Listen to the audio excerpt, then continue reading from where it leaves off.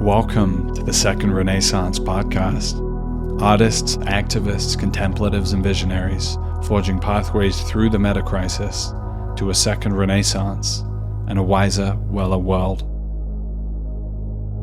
So, welcome to the Life Itself Second Renaissance podcast with me, Rufus Pollock. And today I'm delighted to be joined by Dr. Theo Dawson, who is the founder and the executive director of Lectica, which is a non-profit supporting the optimal development of the human mind. And she has a PhD in human development from Berkeley, and she's held numerous academic appointments at Berkeley, Hampshire College, and Harvard, among others. And she's a real, I feel, pioneer and authority in this area. And really welcome, Theo, to the show. Thank you. It's a pleasure to be here. Yeah.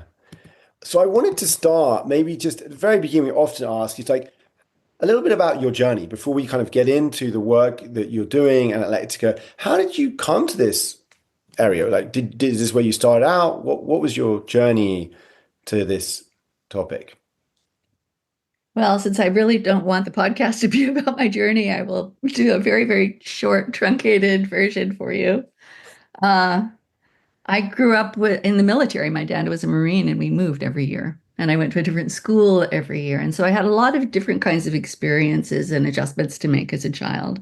And I think that got me fascinated with humans and the human mind. And it got me thinking about things at a pretty young age.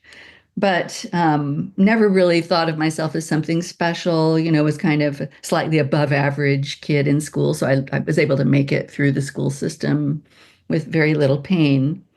And then Vietnam happened when I was a teenager. And my father was in the military, and he went to Vietnam. And everything really blew up in my life. My mom had a really, really rough time with it. When my dad came back, he was having a really rough time. They were born again. All the household rules changed on a 16-year-old child. I rebelled and ended up running away from home, living on, being homeless for a while, getting rescued by hippies, coming back on my own accord, being busted, going to jail, being put in a mental hospital for months, pulled out of school. So I was a dropout, and then finally kicked out of my parents' home and told to leave and go away and not come back. So I was hitchhiking to Canada with some draft dodgers in 1970 and ended up landing in Toronto, where, this is where I think, slowly after a short homeless period and some more trauma, which you would expect, of a teenager being on her own. I figured out how to get a job, and I got myself settled down a little bit, and ultimately ended up getting myself back into school and finishing school. And I won a scholarship to the University of Toronto. So, there's just a stubborn, determined, full of myself, that's a little bit above average, so that I could, and then a little bit older than the other kids so that I could really benefit from the going back to school.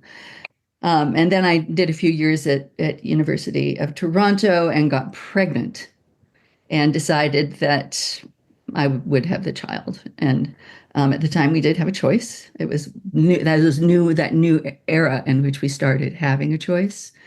I chose to give birth. It was a crappy experience. It was so dehumanizing. And afterwards, I was obsessed with the idea of trying to help other families not have to go through that. So I became what is essentially kind of a doula for a while, working closely with a couple of local physicians and a group of women who were teaching childbirth classes. And then eventually, after several years, the doctors that we were working with were stopped being allowed to work with us on home births. So we began to call ourselves midwives, and we began to actually offer these kinds of services and to try to build, to legalize the profession. And it was a really, really daunting and challenging time because there was no actual legal place for us. And every time that we went out on a birth, if something went wrong, there was always the risk that there was going to be legal action against us because we didn't have a clear legal status. So we were very stressed and we were incredibly ambitious and we loved what we were doing and we loved our families so much that many of us stretched ourselves too far, and I was one of them. And in the end, at this time too, I'm also like the working mom with a stay-at-home dad, which was unheard of at the time. It was completely weird and strange. And I ended up having a pretty dramatic burnout after I'd had a really horrible experience with a doctor in a hospital that really made me feel like maybe my presence as a midwife was harming people rather than helping them. And I think that conflict just sent me over the edge. And so I had to, the burnout and the loss of my existing family and my existing cohort of colleagues, it set me back. So I ended up in Los Angeles doing advertising because I thought I need to do something that's not so meaningful for a while. And so even though people in advertising think everything is a matter of life and death, I knew what a matter of life and death actually was. And it was a relaxation for me to just go do something different. And I also learned a whole bunch of stuff that's really useful in life from that experience as well. 7 years into that, I was just bored out of my mind and so ethically challenged by that whole business that I decided to go back to school. And I went back and finished my undergraduate work and got a full run at UC Berkeley in the graduate program. So I would say that all told, it's a whole life experience. It's that entire life experience. It's all the struggles, it's all the pain, it's all of the depressions and the anxieties and the trauma and all of those things together and the midwifery that made me love people so much. All of those things started to make my heart feel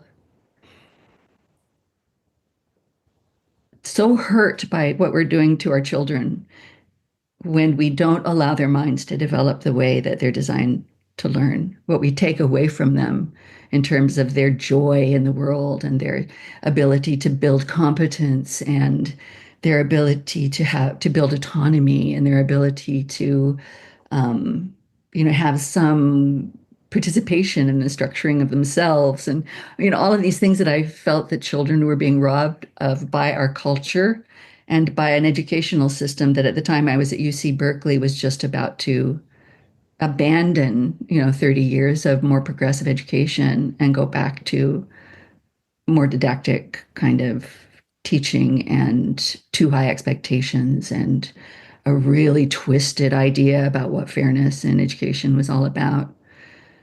And that bleeding heart of mine just led me to feel I had to do something about it. And so I decided that I was going to try to take the developmental work that I was learning about and all of the theoretical and ethical studies that I had participated in as well, and see if I could turn it into something practical that could have that kind of leveraging effect in the world.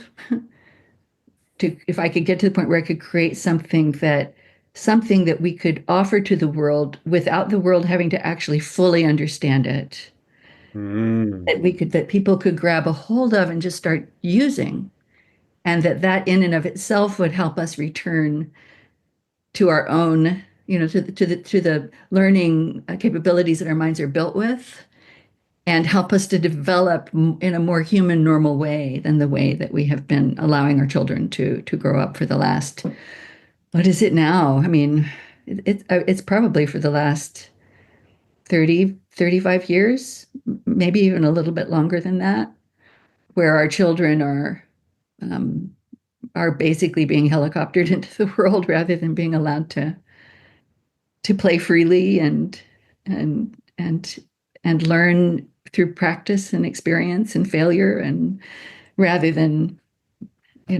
memorizing stuff and being told that these are the facts and you need to know them, and filling their heads full of advertising and the twaddle that's on the internet. So yeah. That's my Wow. story. Wow. And so just for people listening, you went back to Berkeley just so I understand it. And the top, what was it that you were then working on? Because you just said that it was related to this aspect of wanting people to be observed. What was it out of that last after you did your PhD there? Right. So my specific interest when I entered was moral development and moral theory Hmm.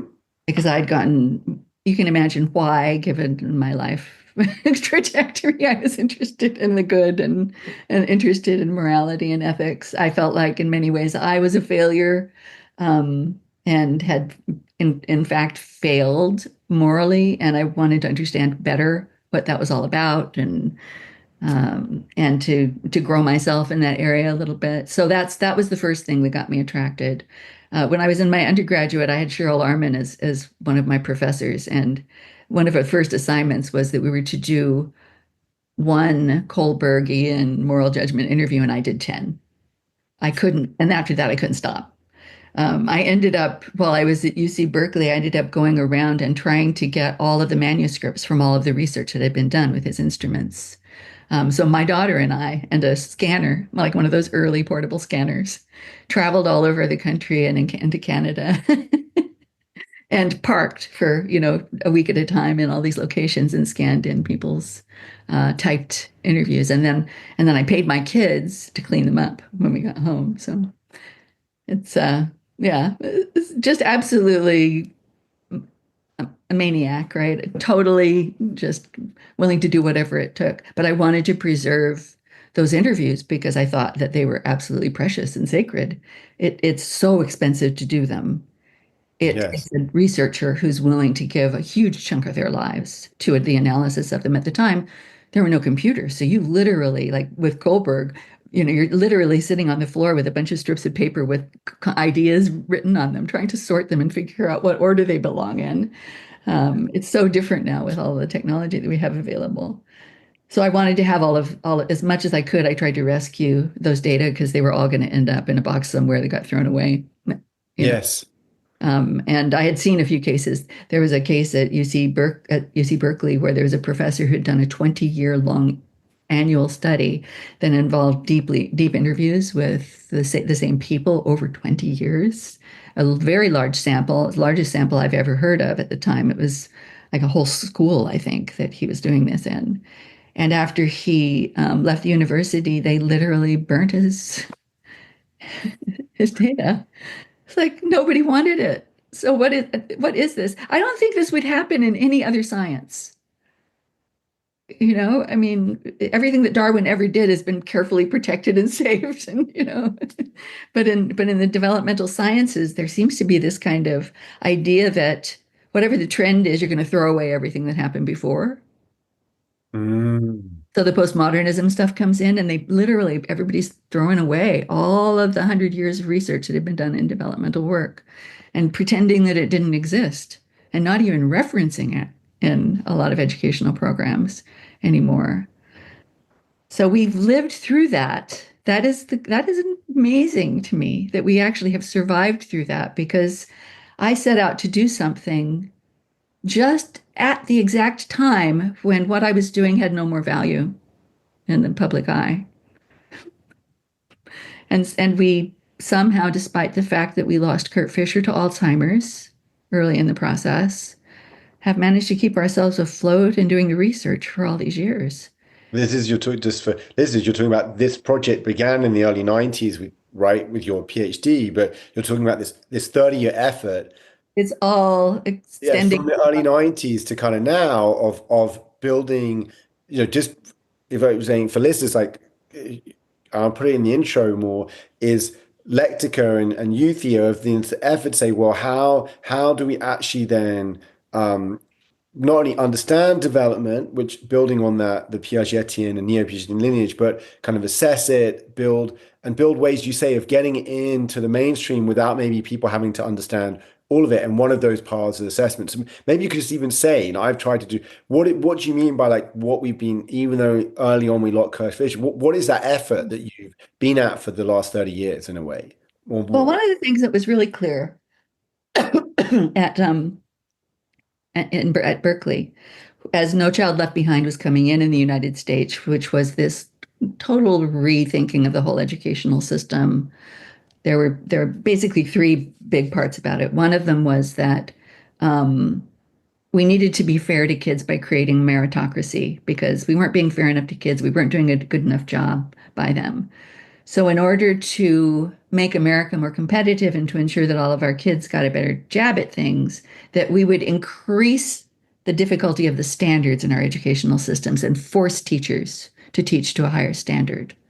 And that was supported by the current Piagetian research, which was all anti-Piagetian, saying, "Oh, Piaget was wrong. Kids can do things earlier than we thought they could. We can get them learning high school concepts in fourth grade."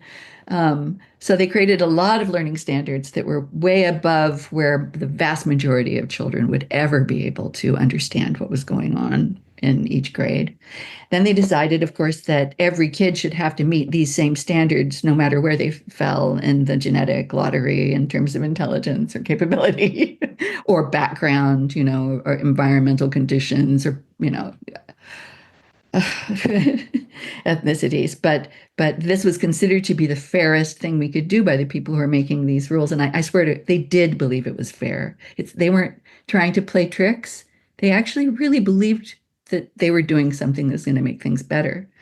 They also decided that every kid should go to college because there was a correlation between going to college and getting better jobs, which is also the dumbest way to use statistics possible, right? It's like, blah. But confounding effect. The people who are making the laws don't understand anything about statistics. Voters don't really understand much at all about statistics. And so it's very easy to tell people this correlation exists and therefore that's what we've got to do without much question. So, this treating all 5-year-olds like they are equally capable, the business of everybody should go to college, the business that we should make things more difficult, and then we should hold teachers accountable for getting them there. So, and we're going to do that with tests. And these tests are not going to be measures, and we know they're not going to be measures of how well the children are developing or how well they understand. We know that they are proxies. And they're at University of Toronto where they're making these tests. It's because California was the first state to jump on board. And they know they're only making proxies. They know, and they're trying really hard to figure out how to do something that's not just a proxy for what we care about in education, and failing again and again and again. And I'm thinking, with all the stuff we know about development now, there has to be a way to actually directly measure or get really close to directly measuring actual mental development. And if we could do that, then this tendency that we have to teach to the test that became so clear during that time, and it's something people have always known, this teach to the test thing has been around for a long, long time. The teachers would be learning how to teach to a different kind of test that was supporting the right kind of learning, and we could ultimately have an evolution in the way that we do education because we'd be rewarding different kinds of behaviors. Teachers would be getting brownie points for learning how to read students and figure out their growth edges and try to find things that are of interest to them and to get them involved in hands-on activities so that their brains could make connections between things. And it was clear that we're not going to walk right into the doors of the educational system and say, change everything, right? That's not going to happen because no one's ever going to really understand what we're trying to do. It's just, it takes a graduate degree to really understand this stuff and what's behind it. So my idea that's been growing and developing and morphing over time is that, first of all, we develop a research program that's designed around how learning really works. How does learning really work? Could you say a bit about that? So the way that learning really works is it starts with something Piaget called the circular reaction. Yeah. Baldwin first actually called it the circular reaction. And it was this observation that was made by people who were not necessarily observing humans, but observing other animals, life forms learning, is that there would be a kind of trial and error. Try, get feedback from the environment, succeed or fail, adjust, try again, fail, adjust, try again, fail, adjust, try again. Success. And even evolution works like this. Complex systems work like this. And if you look at the work of Donella Meadows, she's describing this. So this is an idea that's emerging around the turn of the last century, that this circular reaction idea. And nobody really knew what the mental mechanism was for that. We didn't really learn about the dopamine opioid cycle until much later. But Piaget and then Vygotsky and other people were kind of documenting, yeah, this is exactly what's going on at the micro level when we learned. It's a trial and error process that seems to make people willing to suffer quite a bit in order to get what they want, which, is kind of counterintuitive. But if you watch your baby learning to walk, anybody who's had a child, they know that the kid will hurt themselves, scream their head off, get back up again and try the next thing. And there's something in our brains that's making that happen. It's called the dopamine opioid cycle. It's built for learning. And you know how we use it? For everything else and not for learning. We barely touch its use for learning in our educational system. We actually force kids to unlearn it in the interest of correctness, basically, like learning things that can be right or wrong, a formula, apply the right formula. So we actually think of things like critical thinking as the ability to learn the formula of critical thinking, and then therefore you will know how to do it. There's this real naivete in us about how learning works, because all of us have had what would be a fundamental understanding about learning that's built into us, stripped away year by year through educational practices that take us further and further away from our own cycle. So this dopamine opioid cycle, the way that it works is that there's this striving hormone, this dopamine that's released into our system that gives us that energy to try. It makes us want to strive and be willing to put up with some discomfort. And then once we finally succeed after several trials with something new, we get that dopamine hit of like, eureka, like, yes, got it. And so we gradually learn, if we continue to be lucky enough to learn in that way, we gradually build this sense of, this earned sense of competence. Because over and over again, we've gone through the suffering. We've been willing to go through the suffering, and then we get to the magical moment when we achieve success. And of course, what do we want? More. Because that's the dopamine opioid cycle is designed to get us addicted to learning. That's what it's for. And if people are allowed to learn from, if they're allowed to keep learning that way through their schooling, they have very different looking minds than people who don't get to keep learning that way throughout their schooling. Because because the connections that they're making in their minds are so much richer and so much more robust, so much more diverse. They cross so many different parts of the brain that they're more capable of continuing to grow throughout their lifetimes. They're more capable of growing from new experiences. It's more likely that they're going to be able to handle learning in multiple disciplines rather than one. They haven't been scared off of math because they didn't do well memorizing formulas in math. They don't have those experiences that say, no, I'm not even going to touch that, or, I'm not good at that. You don't have that. Yes. Yeah. So what I want to, so of course, why wouldn't you want to create a world in which we could possibly give everybody the opportunity to optimize the development of their minds? And part of what you get from this is what that baby has when she or he is learning to walk, is the signal, the feeling that what Piaget called the feeling of necessity, which I love, that we call the eureka moment, that we call the I get it, I've got it moment. Um, he called it the feeling of necessity, and it's not a mistake. He called it the feeling of necessity. Because it is one of the beautiful things about having an animal brain, and the human brain in particular, is that we don't have to have our conscious brain, dealing with all of this stuff. But if we develop properly and we learn in a way that uses all of us, then we're using sensation and emotion, and all of these things are being incorporated into our learning. So that when we do get to a point where everything falls into place mentally, we get a signal. Mm. Signals an emotion, the signals a feeling. Um, People wonder, why are AIs so bad? Well, AIs don't have any reason to have any feeling of necessity. They're just programs, they're just programs that have data. But we're way beyond programs that have data. We're something really special, we life forms.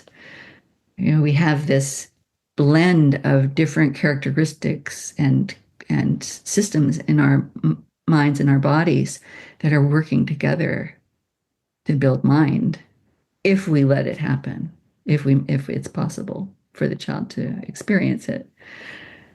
And one thing I want to ask here is about maybe a little bit of context in that to say for listeners that this understanding of development, of child development, of adult development, what it means and what you're describing is quite recent, right? I mean, compared to physics or chemistry, this is also a point, which is that we are at a very early stage. Like in a way, there's this incredible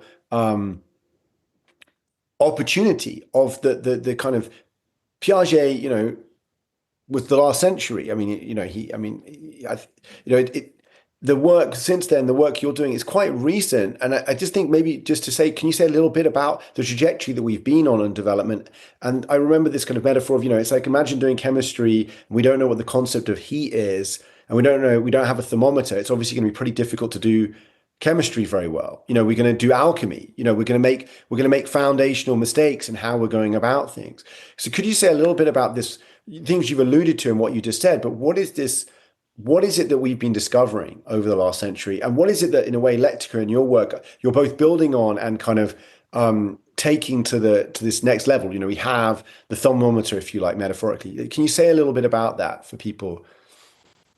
Well, I think that, to go all the way back to Berkeley again, the realization that I was having there was that we needed a metric. Yes. That ultimately everything in science is dependent upon metrics. You can't, if you can't measure it, how do you make it important? How do you get legislators to vote for things? How do you talk about fairness? So if there's something that we're learning about, something that by the time that I came along, more than having an intuition about, right? So this wasn't just a shared intuition that there was a developmental dimension, but there was quite a lot of evidence that there was a developmental dimension. And that it wasn't just in human development and learning that it goes beyond that. It's a fundamental underlying characteristic of a lot of kinds of systems. But if we could learn how to tap into that and measure that accurately and also independently of particular content. So, and this is when I came in at this moment when Michael Commons was, introducing his general stage scoring system, which was the first one that really came along and said, let's try to measure development without content, the particular content being important. So just to explain to listeners, what we mean is if we know like Kohlberg and we're moral reasoning, we're given some moral problem, like, Hans is going to steal the medicine for his wife. And, is that right or wrong because she's dying and he can't afford the medicine? There's a content specificity of we're talking about this thing, but can we start talking about cognitive development in a content independent way? That's what I'm getting at. It's not the dilemmas that make it content dependent, because we use those dilemmas and score them with electrical assessment system just fine. Yes. What was the problem was that, please, I don't see this as a problem, and I don't see Kohlberg as being a weak-minded person. I'm building on. We could not have done this without his work. Yeah. Several people at Kohlberg, Armin, Kitchener and King, Fowler, there were numerous people who really put a lot of time and energy into doing deep research into particular areas, of course, using particular kinds of dilemmas and questions.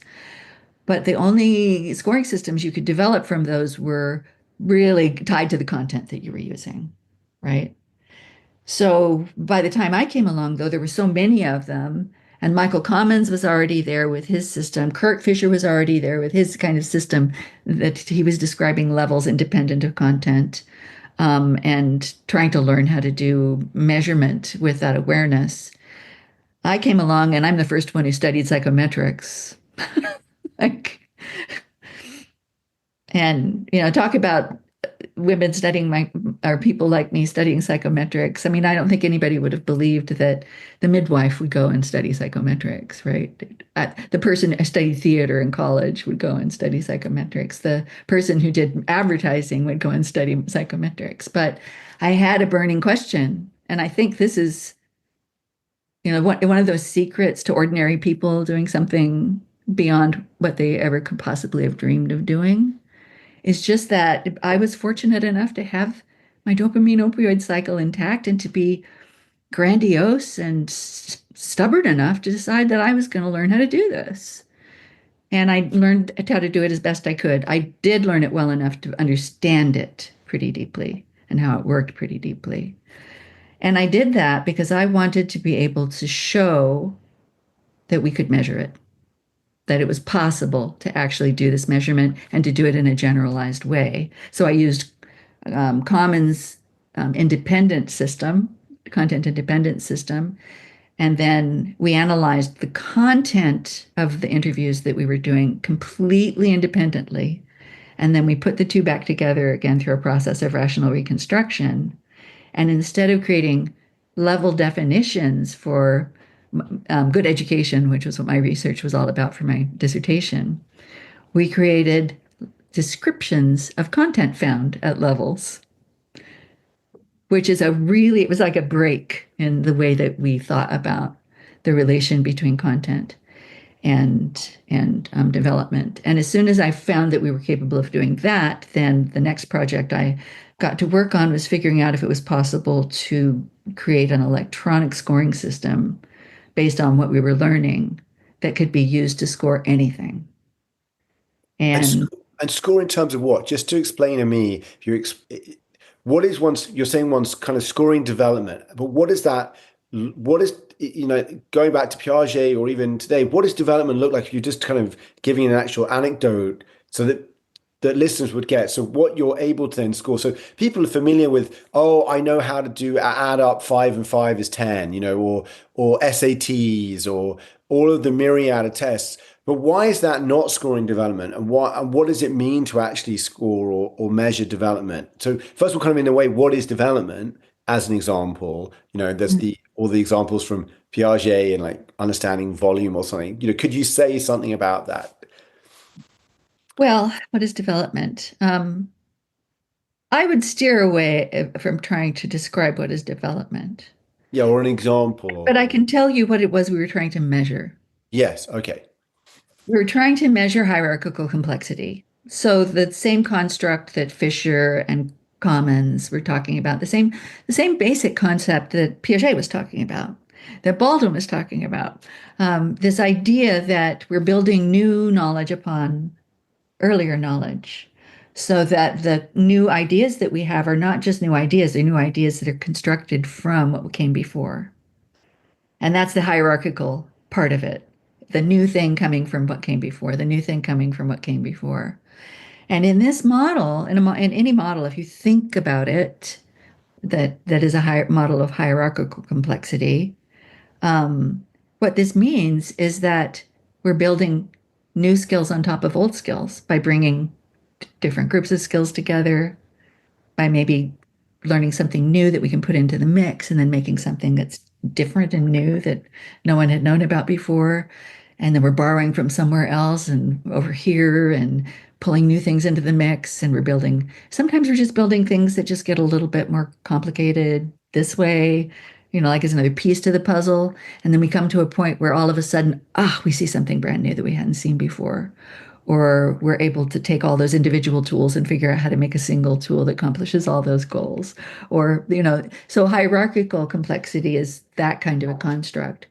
And if you buy the idea that, that the way that we learn is through this process of hierarchical complexity, which I have to say that, all of the work in neuroscience has done nothing.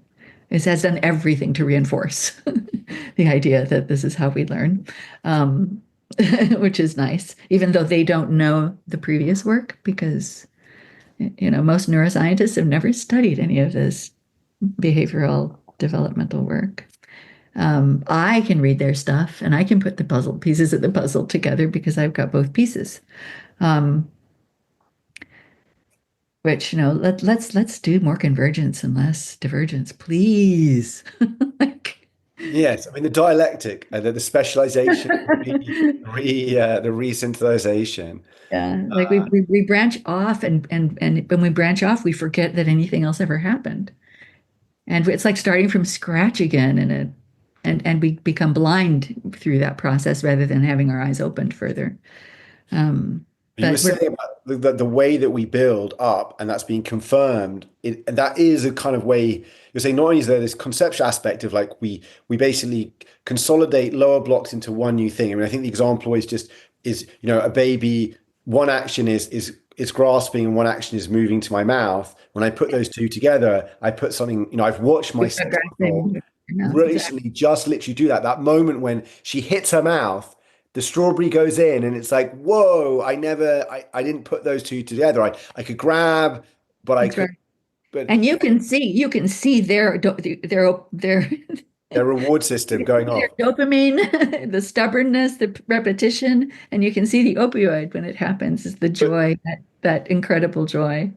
yeah, Um, it's what you're saying is that's that kind of scaffolding up and consolidating of things at a lower level into a kind of new synthesis, which at a higher level of complexity, this one measuring that idea of that's the hierarchical complexity, but also the sense but if that we can just that's measure how just we learn. the hierarchical complexity and not need to know the particular thing they're talking about, Right. particular thing they're doing. Now, our current scoring system, the electronic scoring system, only measures texts, but the principle applies to a lot of things. In our organization also, we evaluate the hierarchical complexity of work layers, for example, and help people to define work layers in a more appropriate way as a consequence of understanding what the hierarchical complexity demands are of that particular kind of work. So the construct isn't limited to words. And we had choices at the beginning. There was a choice between focusing on syntax versus focusing on abstraction, because we have both things going on in development. There's an increase in the complexity of syntax, of the way that arguments are constructed, the form that they take. And there's also an increase in abstraction, in the abstractness of the concepts that we're using. And early on, we were thinking that this syntactic structure was going to be important. And we went through this whole long phase of doing all of these maps of performances where we would map out every idea in them to look at the syntax and try to figure out if we could learn a lot from that. And then became familiar with Kurt Fisher's work in the late 90s.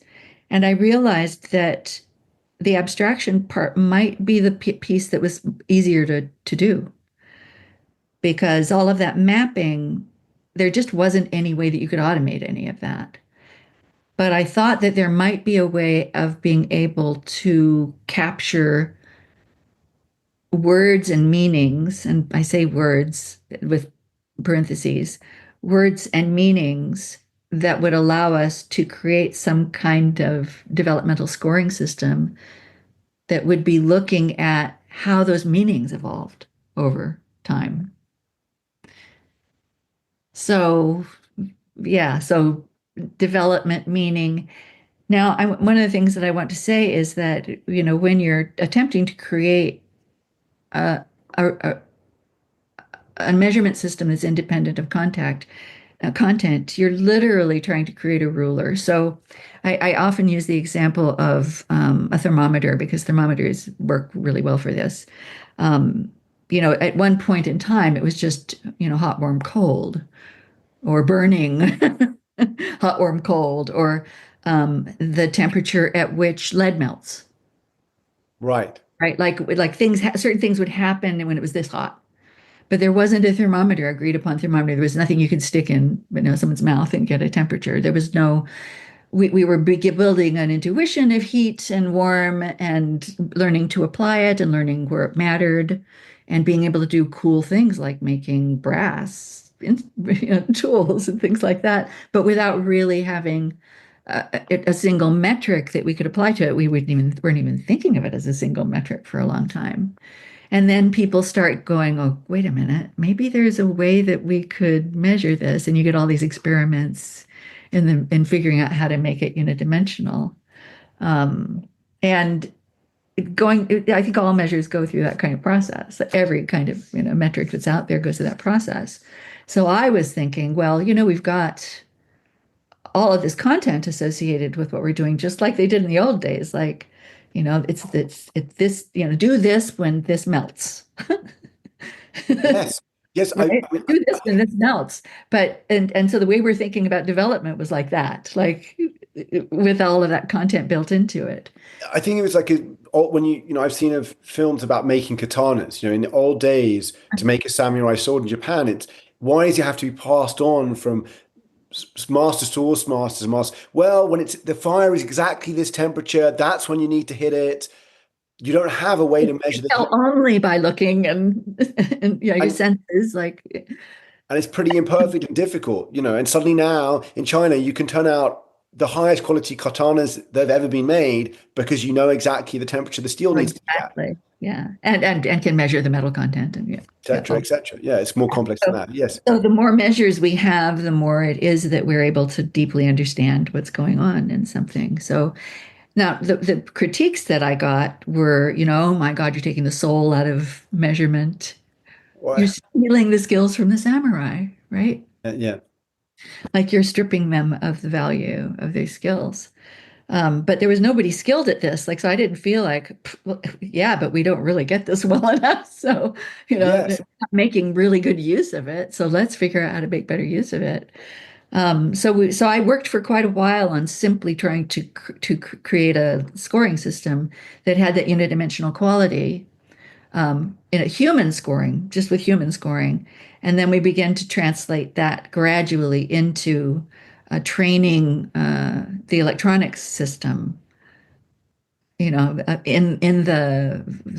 using the complexity level of meanings to create that system. And the result is what we call a lexical dictionary, which we've been working on since 1998, that required human beings to look at the relationship between meanings and the levels of performances and be able to categorize those meanings at a point in a range in the developmental system and figure out which bin they belonged in the developmental system. Like, when is this idea likely to become useful to someone on this developmental journey?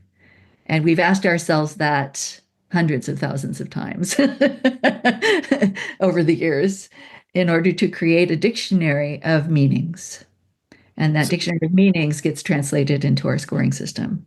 So to walk this through with someone to understand, let's say, maybe you'd have a good example, but a child is learning about some topic in physics or geography or the water cycle or something like that. So could you just explain, like, for people, say, what I think I'm understanding is one has gone out and looked, well, when does this kind of idea, this concept in someone's vocabulary, for example, they're talking about the water cycle, show up at a certain level of complexity. So, But we're actually looking at the first place it shows up and the meaning of it at that moment. Right. So can you give an illustration? So energy is a really good one because we Right. studied energy in some detail. So the energy concept's actually fairly early. Kids start using the word energy pretty early in development at around what we call uh, abstract mappings or single representations, right in that range of around kindergarten age. They start saying energy. And it's a word that they're picking up for their environment. And if it's got meaning for them, and doesn't have for every kid at that age, but if it does have meaning for them, it means that I feel like moving. I have energy. I feel like moving. It's this thing associated with me moving. Um, so that's a very concrete understanding of energy. It's directly connected with my movement. And then gradually it becomes something more like something that objects can have as well. So a bouncing ball can have energy and you can tell because it's moving. And it has less and less energy when it's bouncing. This is only if you have experience playing with balls. And if you don't have experience playing with balls when you're a child, you don't learn this. It bounces less and less and less and less and less and less and less until it's still. And we get that in representational systems. The kids will literally, who have played with balls a lot, will say, okay, well, like if I drop this ball, it's going to bounce up pretty high, but it's only going to bounce up so high. And then the next time it's going to bounce up a little bit lower and a little bit lower and a little bit lower. And it might even not even be bouncing in the same place. It might bounce like it might be moving across the floor while it's bouncing, but it'll bounce less and less and make less and less noise until it's just kind of on the ground and maybe rolling, but maybe just still. Like they can describe it in beautiful detail. These kids will go on to learn the concept, the energy concept in physics. And it will make total sense to them because once they learn about, once they're, they've got the ability to understand this abstract idea of friction, then they can understand why it's bouncing less and less, and it gives them a eureka moment. Kids who don't get to bounce balls themselves cannot learn that concept at that level. They can memorize it. They can memorize Newton's, description of energy, but they cannot grok it, as we would say in the geek universe. They don't get it in their guts, right? And so I want learning to all be grokking, frankly, like because when you get that construct at the physical level, when it becomes part of your being, then you can fly with that concept. Now you're ready. It's ready to grow. It's ready to take you places. There's all sorts of things that you can build on that. If you don't have it, you don't have the building blocks to start with. And your educational system is not going to go back and to give you all that from the beginning. You might get one experiment or two experiments with bouncing balls in a classroom. That does not do it. It's all that ball bouncing, ball play when you're really little and running around with your friends that really matters. So we get to the point where, they've got this idea that there's energy in the ball. And then they start to get this idea that, no, there's something behind that. Like energy is something that's making the ball bounce. It's not in the ball. And once they get it's something that's making the ball bounce, then they're ready to start constructing that quantitative idea of energy that we're trying to go for in the educational system. And as I said, a lot of kids never even get close to any level of understanding of it. And we keep them in school memorizing the stuff. And it's a complete waste of time because it's all gone. Like it never finds a home in their minds if they haven't got that initial part of having that experience, that physical, emotional, social experience in the world with balls. And it's the same is true for so many other things. And what's being stripped away from childhood right now, more than anything else, is the freedom to engage in social and physical activity in the world. Yes. Which is our inheritance as human beings. This is all of us, all animals, require this as the first part of our developmental process.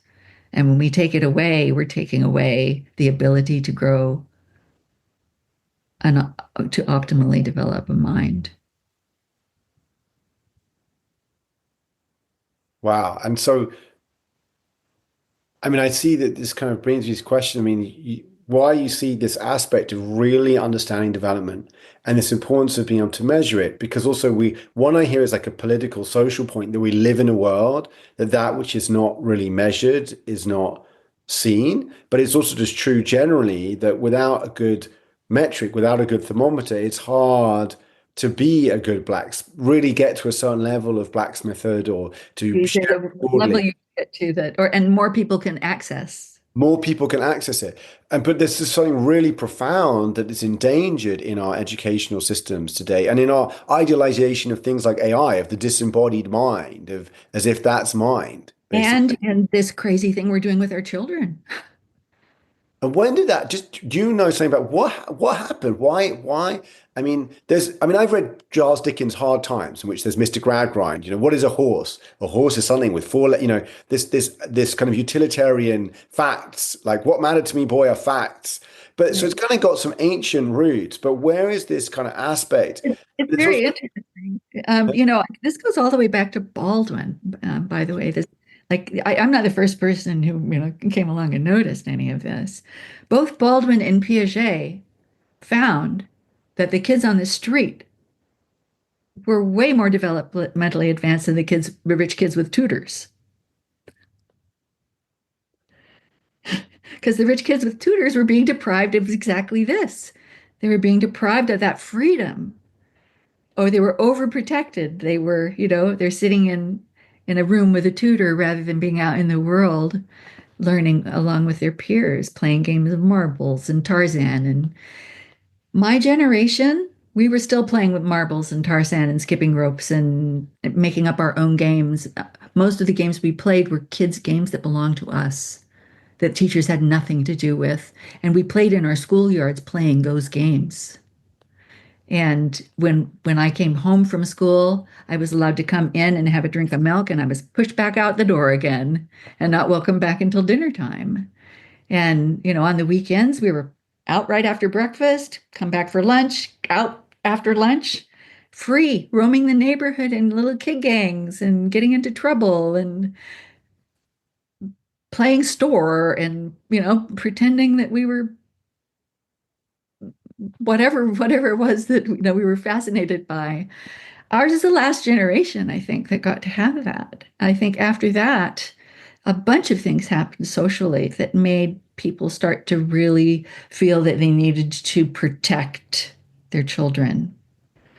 One of the things that I think contributed, and you might not even know about this, but there was a period of this television programming where you had these daytime programs where, but I think they're still doing it, where people would come with their really bizarre problems, and then they would have, the audiences would just be loving to hear about these bizarre problems that people had. One of the things that happened in the 80s was that this idea that there were people practicing Satanism in kindergartens and play schools. Mm. And that changed the zeitgeist like crazy. Like it had a huge impact on parents, even though it was all bullshit.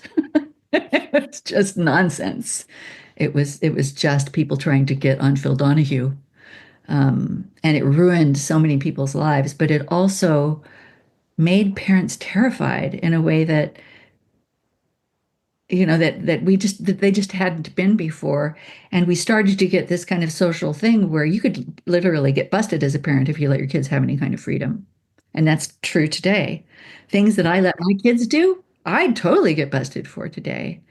When my kids were 12 years old, they were all allowed to go out and live in the woods for 2 or 3 days by themselves.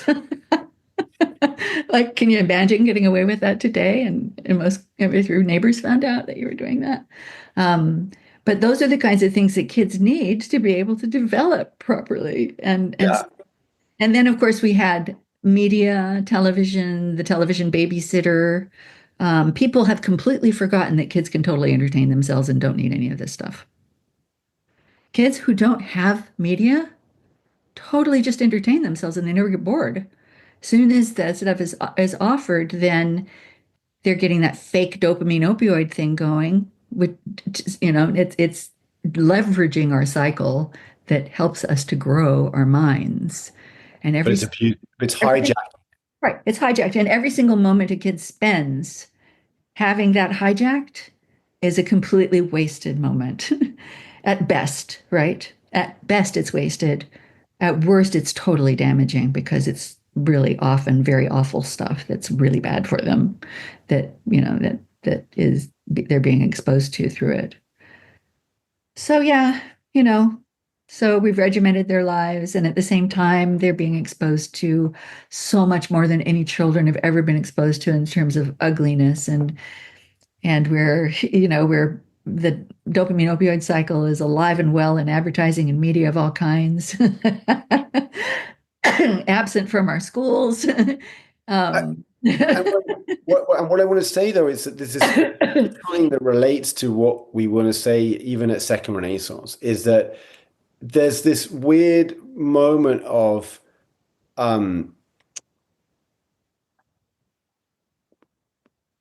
I guess I'd say chiasmus, it's a bit fancy. What I mean is convergence. On the one hand, there's something you just described, and almost like really saddening and really, I see it with my own children. I got to grow up on a farm, and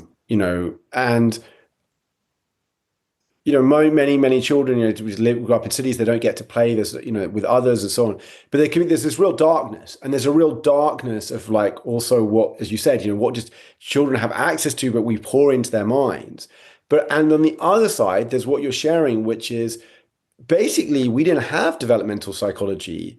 We people of course knew that children developed, and that we just like we knew how to make katana swords. We had a lot of brilliant folk knowledge about how education, but we have this weird convergent moment of like this kind of terror or the crisis, but we also have these opportunities for transformation, for healing, for self-understanding, for realizing the mind's full potential as we never did before. And so I guess that's what I'm saying, because in your very work, that's what you've been sharing, is that you dedicate yourself. You said, well, maybe we can actually measure, or, not that it's perfect, but a much, much better way of measuring development. And that's something that our school systems and other systems could adopt. So I kind of want to bring back to that question of like, what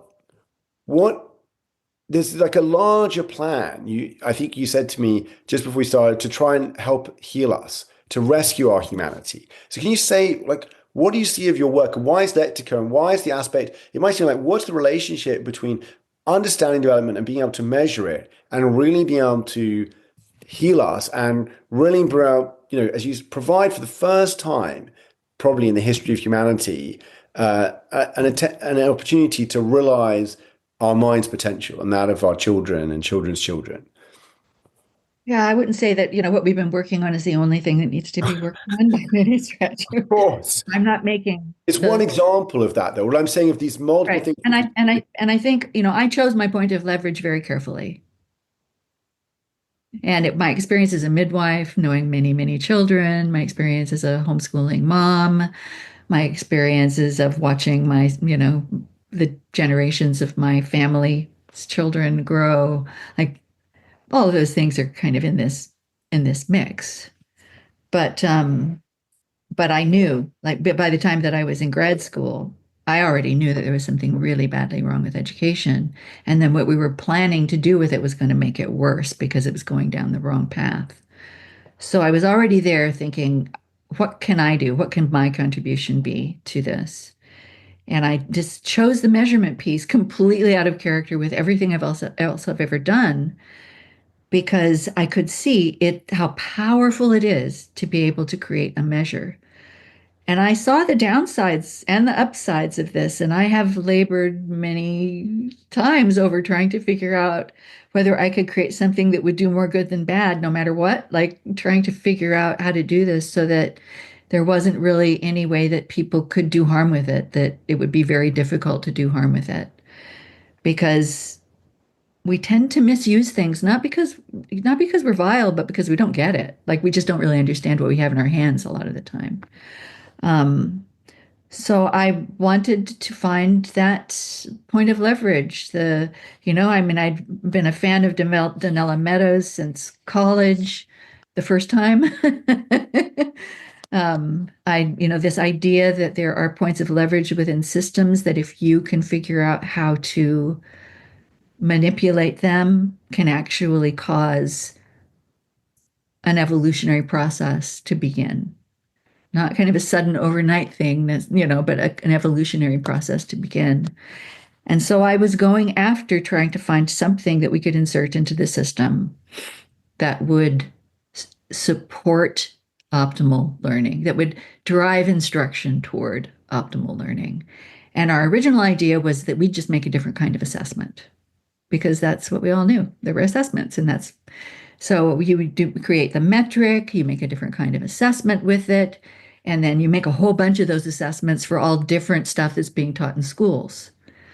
It took me a while to figure out that that actually was not going to achieve the goal because it was buying too much into the system as it existed. Because if we did that, then people would still be obsessed with correctness and they would still be obsessed with kids learning things that had correctness rather than building their minds by skill building.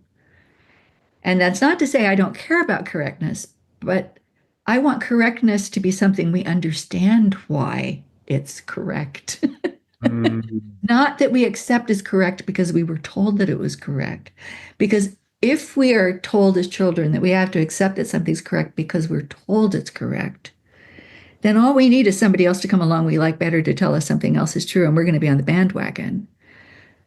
We're so easily manipulated if we're not allowed to understand. Like if we're never really allowed to understand, we can so easily be manipulated because we don't have that feeling of understanding that Piaget talked about, that feeling of necessity. We don't, and I see this all the time. One of the hardest things about being an employer right now is that so many of the people that we hire don't know what it feels like to understand, and as a consequence, don't know when to ask questions. Just assume that whatever thing they think is correct is an understanding. Like it's not, so the brain's not supposed to work that way. Actually, we began to understand that we needed to once the dictionary itself got to the point where we could start to score almost anything anybody gave us, and it would be able to work. And I can talk a little bit later about what that means. But once we got to the point where the dictionary worked that well, it became very clear that we didn't need to make assessments because you could ask any question of a child and have them think about it and write about it, and we could score it. So we have a mind log is content independent. So the latest thing that we've built is an entirely content independent evaluation system that is designed to support the right kind of learning, the kind of learning that we're born to do, while allowing the children and their educators to actually watch them growing. So that there's that additional evidence from the external world that agrees with your sense that you're learning, that you can see and show to your family, and feel I am being affirmed by my environment, and so that the teachers can see how different the kids in their classrooms are, and begin to ask questions about that, because they're going to see like a 5 to 7 year difference in the developmental trajectories of the children in a single classroom. And once you can really see that, and when you're exposed over and over again to seeing the scores up next to what kids are actually writing, your system one is making notes that connections are happening. And gradually, someday, one day, you're going to go, oh, what little Johnny needs is this right now. Because you've collected up all of this experience of seeing what they can do at different levels. So what we've created is something that anybody can use, because you don't need to be trained in developmental psychology to use a reflection system. You have to learn a little bit about how to make a prompt that kids will actually give you explanations of how they're thinking about something, and And then you need to be able to read a graph and compare graphs.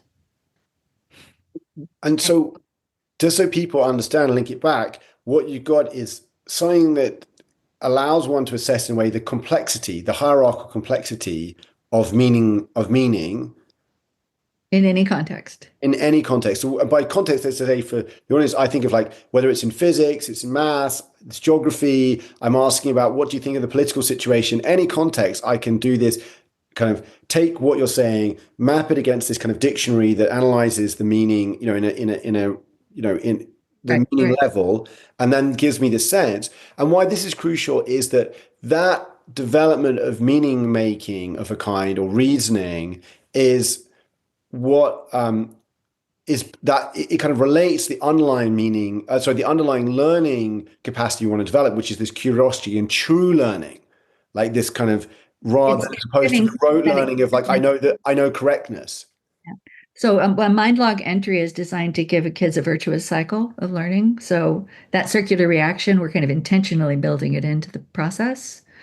So there's a prompt that they get, and then they are thinking something through, and then they're reflecting upon where they are, and then they're making themselves a little goal each day. Right. So like an entry works like that, and then teachers can also come in, pitch in, and say, have you thought about this? Or what? How about you and Johnny get together? You're thinking about the same thing, or she can have groups of he or she can have groups of kids who are reading each other's work and making comments on it, and we're creating all these little virtuous cycles that the kids are participating in and kind of building their understanding, deepening their understanding of the kinds of things that they're working on in their classroom. So at first, in many classrooms, this is going to be thinking about the stuff they're learning for correctness. So let's just say they're learning to multiply, though Yeah. this is probably a little too early for people to actually be using MindLog, but it's an easy example.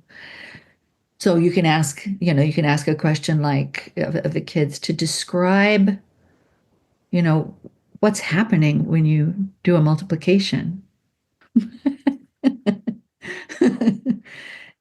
And test the extent and to come to understand the extent to which the children understand what it is that they're doing, or are they just memorizing, or do they get that this is a shortcut For for addition, a basically. complicated kind of addition? Yeah, exactly. And and there's all kinds of things like that that you can do in the mathematical realm to ensure that it's not that we're not just teaching math as a game, but we're teaching it, and then we say, well, how would you use that? Like, what's a daily thing in which you could use it, and explain why you'd need it there, or why it would be better than something else. So you can ask those kinds of critical thinking questions in any domain. And that it takes the knowledge and it makes it real for the child. Helps them connect it to something that's real for them. And I don't know if you remember this, but I remember this from my high school experience, and it wasn't as bad back then. But I remember saying to my teachers, why are we learning this? Because I do not understand how this will apply to anything in my life. And I can't get interested in it because of that, like I can't. Well, I know. I think for me, I love my students, but I was a research fellow at Cambridge now in the late 2000s, and I was both, supervising there for undergraduates at Cambridge in economics at this point, and also sitting on the admissions. I was interviewing students who were applying to come to Cambridge. And the thing that I thought was sad is I remember doing economics, and I was like, why? you know, people would do things and it was kind of like, well, we have to do it for the exam, sir, kind of thing. Like we have to, I was like, why? I was like, even like, why are you studying economics? Well, I need to graduate to go. And I was like, but, and one of my big moments was I actually tried to set them. I wasn't allowed to because I wasn't saying, I was supervising, but not saying, I was like, go and read a novel. I mean, what was incredible, they were studying economics and few of them had ever read, and some of them had never read a novel, but many of them had not read a novel while they were at Cambridge. And I was like, well, what is the point of plumbing? Economics is actually for me only a kind of plumbing. It's a way, what is the good life towards which we are producing things? If you haven't thought about that, you're lost. What? Because some of them were like, I'm going to go into finance. I was like, because I tried to tell them, okay, you're going to go into finance, you're going to earn money. What will happen when let's say you're really successful, you've earned all your money. What will you then do? Yeah. What is the end of your life? And this aspect where, why am I doing it? It's because it's in the exam, sir. I need, why is this important? Like I was like asking them, well, why is it important to learn about this to you? And there was no one. It was just like, this is what will get me through exam to then to the next thing. And that had really changed in my view. And I even saw on admissions where people read books now in the UK. I don't know what it's like in America, but people had learned to kind of somewhat game the system. That if you came to an interview at Cambridge, you were supposed to have read a book. What many of them didn't realize that they'd all read the same book. It was quite amazing. In a given year, like 50% of them would have read exactly the same book. When I'd ask them, well, why is the book important to you? There was this kind of often this blankness, even in students to elite university. And it wasn't they weren't smart, but it had been this loss of curiosity.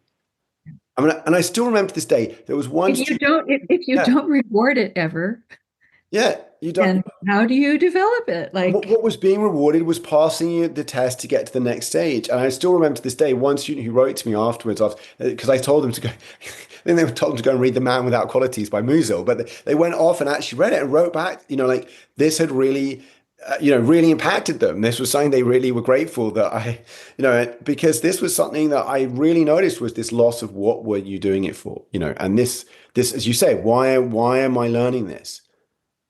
And that has almost been deadened out of people. Don't ask me, you need to do it for the test. and they're all in college now here in the United States. They went to college because they were told that was the only way they could have a life. And what a lie. Because what it did is it stripped them of the ability to have a life because they're paying off exorbitantly expensive tuition fees that they got loans for. It's uh I yeah. want, I want to ask two important questions at this point, which is one is their risk. You mentioned them. So one is you mentioned to me something like the advertising version of development. Like what, that that it's important to understand what we mean by development in a not in the advertising version, but in a deeper way. And the other question I want to come to, and you can either answer either in it, is there's obviously this danger of measurement people feel of like, oh, but then, if I'm got a low score on my mind log, I'm doing badly, everyone has to have prizes. There's a bad version of it, but you mentioned the ways that things can be misused. But I want to start with this first version of like, what is the advertising version of development in a way, or how do we avoid the risk of what's the non-advertising version? What's the kind of thing that you're Well, trying the current advertising version is about verticality and about growth to goodness and about You're um, better if you're more complex in some way. if you're more complex, you get to be the sexy color. Yeah, Like you are at a developmental level, right? right. That's the common thing. Um, box, I mean, it's putting people in boxes. That is not what development is about. It's the opposite of what development is about. It means you're not in a box because you're growing, right? You're constantly moving, you're constantly changing, you're being not held to a box. Um, the idea that you can spend a weekend and be completely transformed developmentally is ridiculous. That's just not going to happen. You can have great feelings from a really good experience, but you're not, transformation takes all of this time. And if it just happens to be one of those moments where you have a big eureka, it's just because you were ready for it. It's It's like all the time the kids spent trying to walk. If you see your child trying to walk, yeah. there's an eureka when they suddenly are walking, but there's been a lot of time building up to that. It's not a vertical step The function. wrong thing. And the natural thing we do, the kid does, is go on to something else. Like, how long do they celebrate that they can walk? None. They're immediately trying to run. Yes. So, So, so like, if we this is it. So verticality. mind So thinking like that, right? So, verticality, yeah, that whole verticality thing, that whole growth to goodness thing, that whole idea that the higher you are, the better is really naive. It's silly. It's not what the world needs at all because, diversity, we talk a lot about holism and we use all of the systemic language right now, and yet we're still trying to homogenize ourselves. Like, and of course, evolution is completely dependent upon diversity. So that's another goal of MindLog, by the way, is it's like every kid kind of gets to go more on their own journey so that it's not homogenization. So we're actually using measurement to de-homogenize something, where measurement in education up until now has been how to homogenize it. I just want to check though. It's like because I understand, and I want to. I kind of in not being quite the devil's advocate, but to say, let's one area of let's say Kohlberg and morality, and there's reasoning, but there's a kind of often there's this sense in like the further you are in let's say Kohlberg levels, you've got a more universal or more principled concern. You're thinking about morality. Why, or at some level, it's just about me and what I want is what's right. Might is right. There is why is it, you can see why people get confused, why people start confusing higher with better. Oh, I mean, Kohlberg was hugely responsible for that. I mean, he wrote the paper about it. He made the excuse for committing the naturalistic fallacy and made it in a way that people found very interesting and convincing.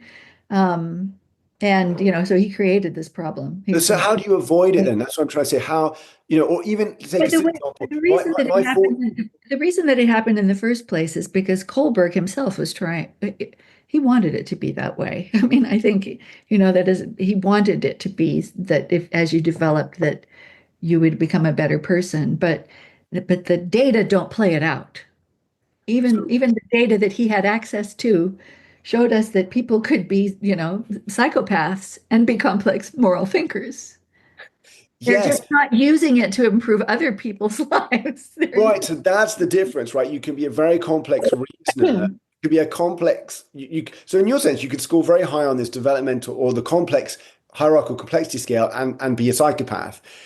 Exactly. And then that all depends upon the kind of world we create and how much space we give, how much we create the conditions that cause psychopathology. Sociopaths are kind of born genetically with a particular makeup, but a psychopath is somebody whose sociopathy has become something really damaging and, completely uncaring of other human beings. So, yeah, we have to be so careful. Like we think of these things as though they're kind of some simplistic. And, and this shows up even more strongly in like, I mean, I have so much admiration and really love like the Keegan work and ego development, but I also see that, which in this area, uh, you know, whether you see it not, but the area of life itself, and we operate into this. It showed up in like the Nordic secret and things, but this kind of self-transcending, this self-actualizing. Again, there's this kind of pretty strong sense that it's better to be self-transcending than to be, or in those stages. I just trying to say it's really, I think, an important point to avoid this fallacy of like higher is better, and that's what I'm saying. You're saying quite strongly to guard against it. I think also that the developmental stuff has gotten all caught up with metaphysics, which, Right. and there's this thing that's developmental stuff and science, and then there's metaphysics, which is trying to justify my particular religious belief system and my way of experiencing my religious system as being higher than yours, Right. which is really scary stuff. Because this is the kind of thing that causes us not to love and care about one another, but only to care about our tribe, right? Or to justify our having power in the world. Or I find all of that stuff really scary. I think we need to unmix those things. I'm not saying that there aren't people who are religious people who Yeah. have much more complex ways of thinking about religion and much more complex, deep understandings of religious phenomena. I'm not saying that. I'm just saying that if you equate development with religion, it's a dangerous path to go down. It's not. Yeah. And the same with morality, the same with goodness.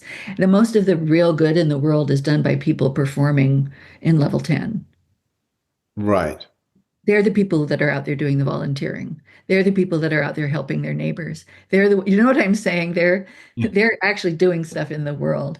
The high scoring people who think about morality are thinking about it. They're not doing it. This is perfect because this is a big question of like, I've had, and I'm not talking about of the embodiment. As I said, there can be complex moral reasoning. That doesn't mean that you actually embody that complex morality. And I guess so. It's very. And it's used as a justification for becoming the leader of that tradition, right? Like to becoming the guru, to becoming the person who gets to lead everybody else. I'm the more complex thinker, therefore I deserve to lead you, which ain't exactly necessarily true. It's, that's a very complicated thing as well, because there's a way in which some kinds of leadership do require a greater complexity of thinking, because in order to lead in a particular kind of environment, you have to really be able to understand a lot of stuff at a really high level, and it's really complicated, and you've got things coming at you from here and here and here and here.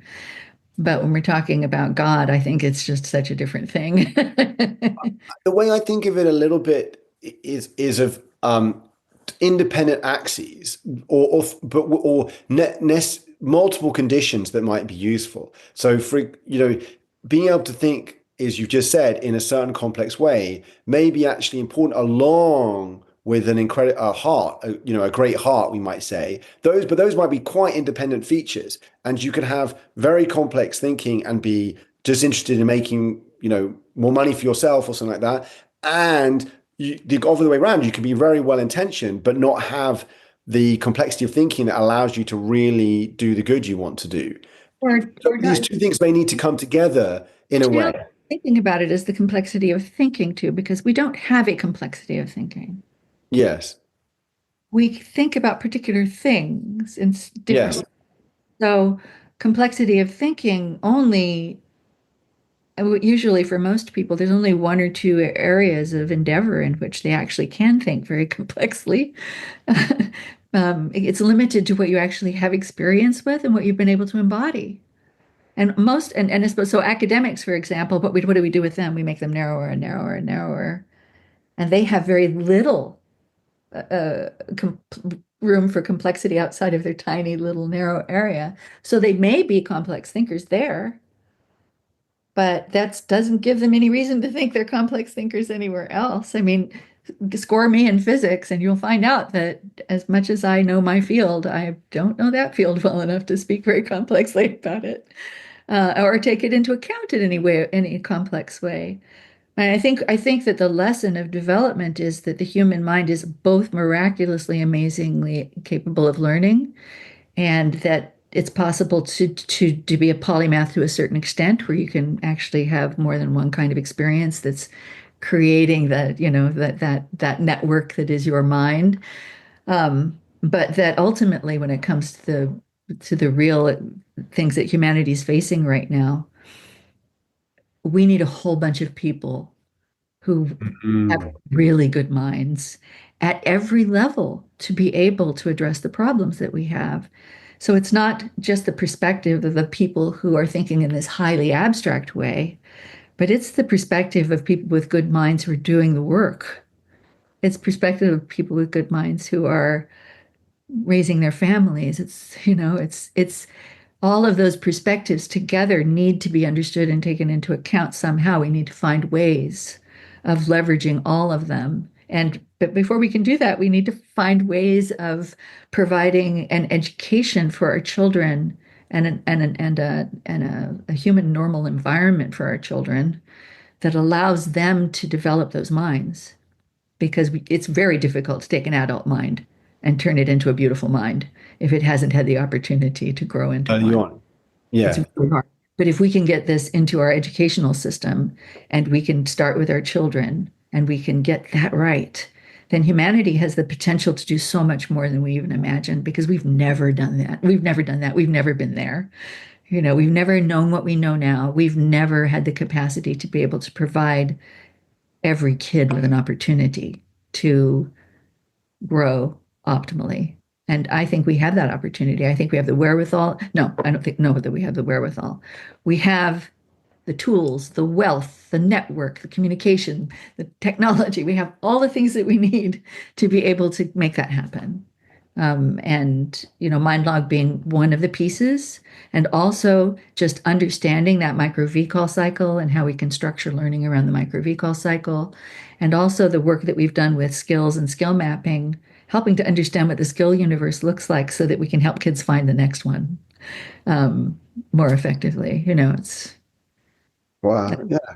What one I, I mean, it's a really hopeful point. I think it's that point of the cosmos. There's both things that scare me a great deal, and there are also these incredible opportunities. I guess one question I have do you think, is there any kind of ceiling to development in this way, in the way that you're describing development? Is there, or is it a mountain with no top? theoretically, it's a mountain with no top, but we're physical beings. So yes, there's definitely constraints on us. We're born differently, for one thing. We're born with different minds that grow that are some are, you know, born to be academic brains, and some are more born to be more practical, and engaging with the world brains. Some tend to be more social, some tend to be less social. Like we start out with difference, and then we don't want to reject any of that difference or treat any of those ways of being like some are better than others, because we need all of them very much.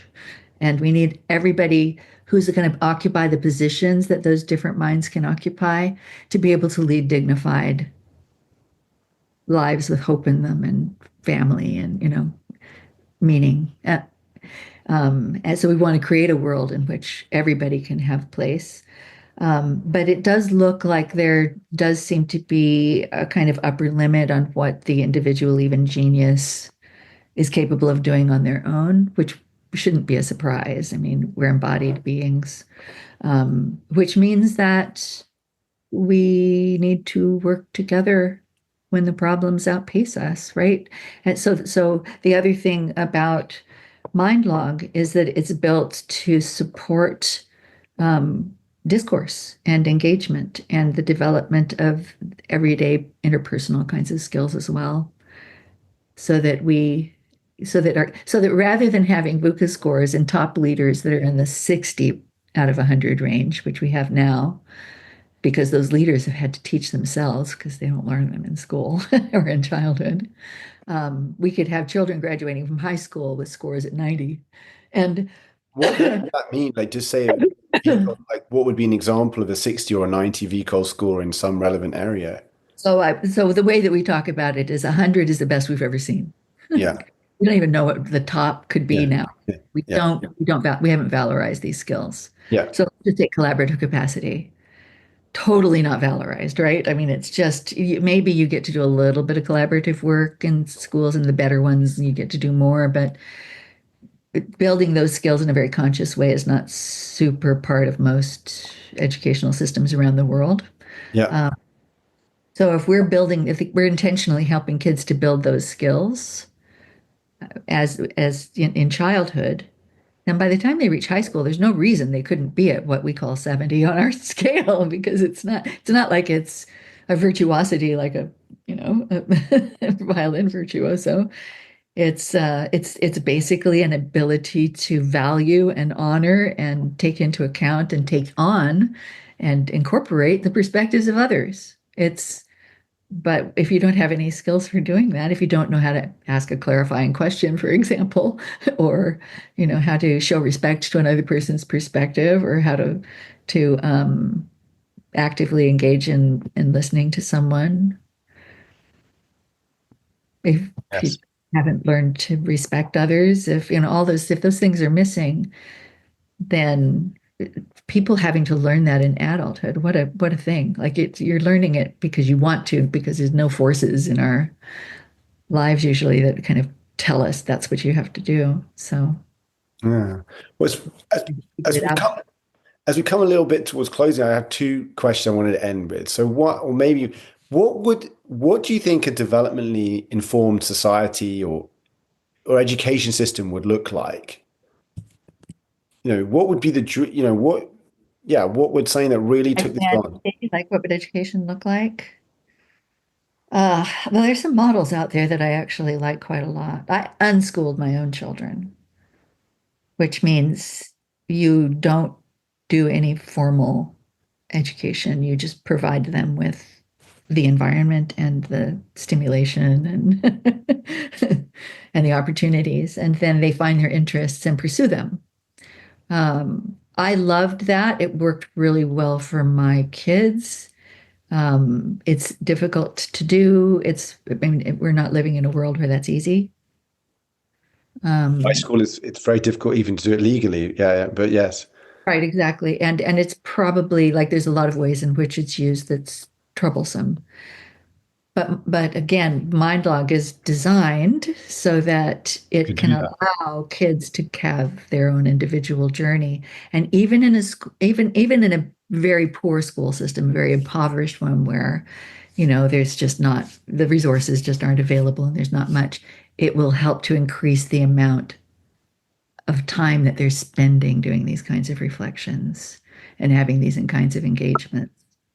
So even if the teachers take years before they start to really grok what's going on, um, the students are still benefiting from engaging in the mind log practice. So we're accepting like incremental progress, but then gradually, as the educators themselves become more like the kind of growth whisperers, the maieutic method people who are helping to draw out of kids what comes next for them. Um, I think then we'll start to see an organic evolution of the system. Rather than, trying to force it on them, we're letting Yes. them naturally. And we support it in different ways. As a society, we have to find ways to support and reward that movement in that direction. And I don't know exactly how that works. I haven't had time to think much about that. But I can imagine it's a well. I mean, whether it's Mind, but a tool like Mind, these kind of developmental, this ability to understand development, think about it in this rich way, to assess it, to then be able to support each child in their learning journey, and to scaffold in this way is widespread. Without picking a course, like Yeah, development, but just doing it organically, like our minds are designed to be able to to do do. it, to take back in a way, to go. Yeah, to remove what we've put in the way of it, but but not to go back, but somehow to go forward back into something, but with this new, Yeah. know, new level. It's like, in a way, I don't know the metaphor, but at some point we kind of get rid of all the sword masters, and we have something that's actually quite poor quality making these katana swords, and then there's a return. It's not maybe a return to the old method, but it's a return to some aspects of it, but with a newfound insight. We have thermometers now. We Yeah, have an understanding now. that's a lovely little evolution, isn't Yeah. it? Um, and the last one is And like, it have this not be like the other big thing is like I didn't want what I'm doing to be a reaction to no, what it's the swing of a pendulum, but no, let's take it to the next level and make it kind and gentle and affirming and a discovery process and not something we're forcing down people's throats as the next latest fad in education.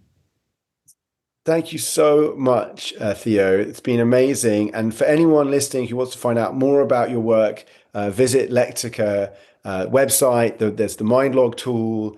And I don't know Oh, if and there's the anything else you DOLA, missed. come to the DOLA if you're interested in development. It's such a Right. journey.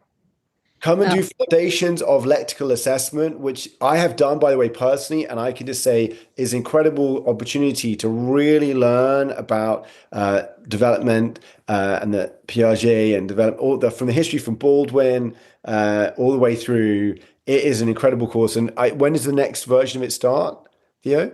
we're doing our next year of developmental delight starting in August. Okay, so you can register now for that. 1 year journey. Everybody gets a mind log. So we're all reflecting in mind log and we're meeting, and it's a very discursive, really fun, really fun.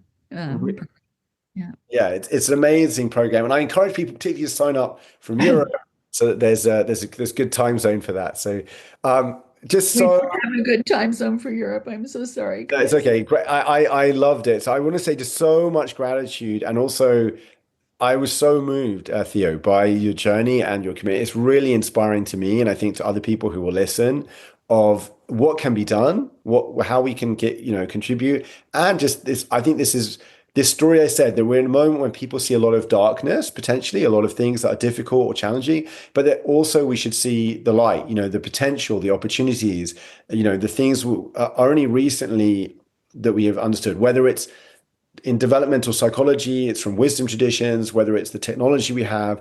And so I'm really also grateful for that. So thank you so, so much. And with that, I think we can bow out.